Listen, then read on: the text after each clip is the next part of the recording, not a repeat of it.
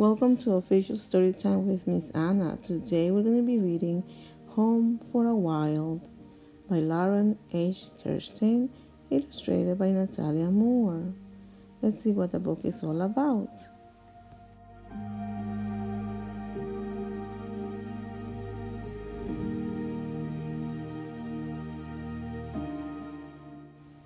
Calvin clunked his suitcase up the steps of another house. "This isn't your home," his thoughts shouted. "Nobody wants you." His feelings rumbled.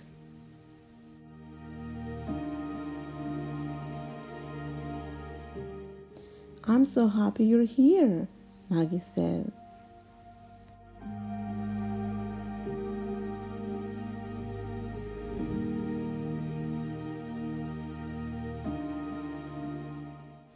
"Sure."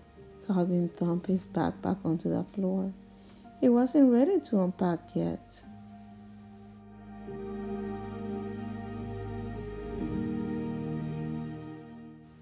That night, Maggie asked, "May I hug you good night?"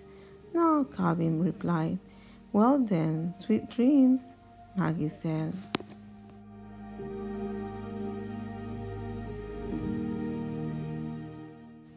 Calvin lay in the dark. "Nobody wants you. This isn't your home."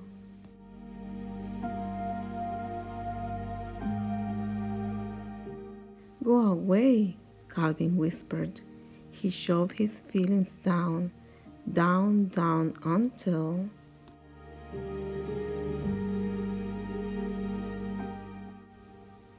Maggie told Calvin about his new school. His fears exploded. Bounce, bounce, bounce. He thought bouncing a basketball would quiet his feelings. Crash! His hands shook as he waited for Maggie's reaction. Maggie's forehead creased, but she didn't yell. "Wanna shoot some hoops outside?" Maggie asked. "No," said Calvin. She waited, breathing in and breathing out.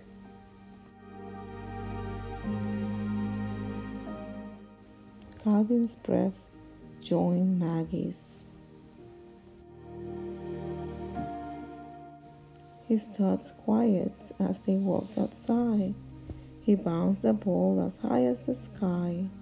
His stomach steadied like a spring breeze. "May I hug you good night?" Maggie asked. "No." "Well then, sweet dreams." "Maggie?" Calvin asked, his voice gruff. "Yes." "Why do you want to hug me anyway?"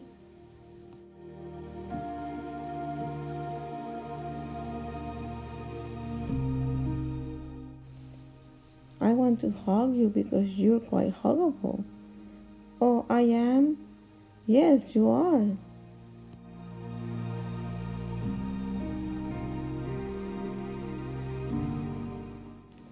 "Why didn't anyone else think that?"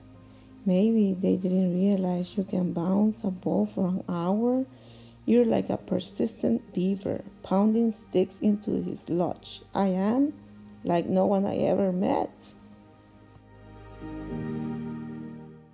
The next morning, Calvin couldn't find his favorite shirt from Mama. He thought throwing and kicking would quiet his feelings.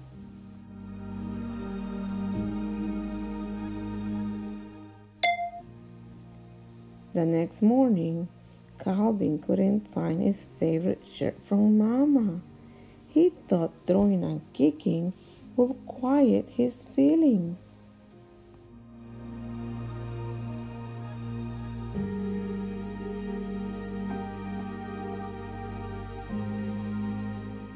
Maggie raised an eyebrow, but she didn't yell. "Try this," she said, handing clay to Calvin. "Nah." His heart pounded. She waited breathing in and breathing out.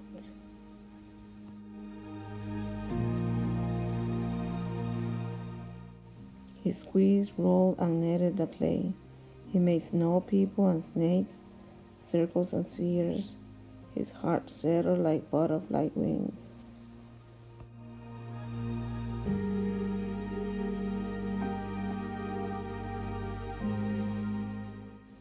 May I hug you good night?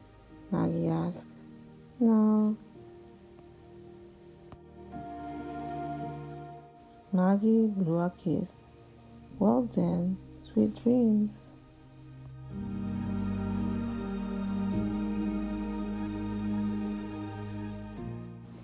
Why do you want to hug me anyway? Calvin blurted. Because you're quite huggable. You're like a strong superhero protecting the world. I am like no one I ever met.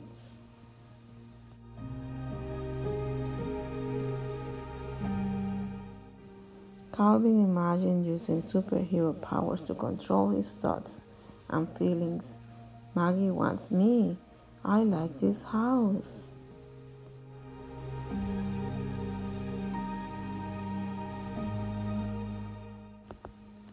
For homework, Calvin had to draw a family picture. Anger roared in his ears. His fists curled, his teeth clenched. Jump, jump, jump. He thought jumping up and down would quiet his feelings. Crack. The bed broke. Calvin covered his eyes, waiting for Maggie's response.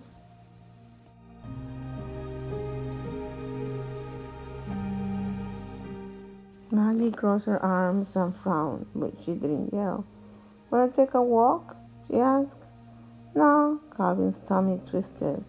She waited, breathing in and breathing out. Calvin's breath joined Maggie's. His thoughts quiet. He led Maggie outside. Birds chirped, squirrels chattered. Calvin's tummy settled like a quiet winter snow.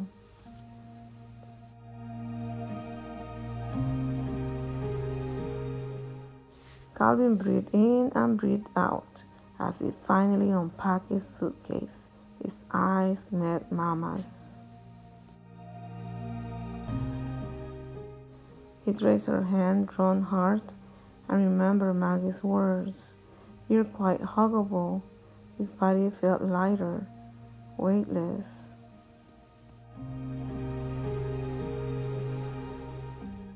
"May I hug you good night?" Maggie asked. "Why do you want to hug me anyway?"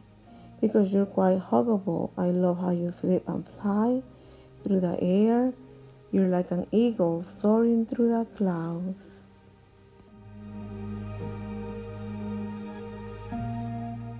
I am like no one I ever met. Calvin's tummy felt bubbly and warm. He inched his hand toward Maggie's. "Maggie wants me. This could be my home." "Maggie, is this my home for a while?" "Yes, Calvin, this is your home for a while." He nodded. "Could you hug me good night?" Maggie reached out. "You're like a cuddly bear cub." Calvin melted into her arms. "And you're like my mama bear."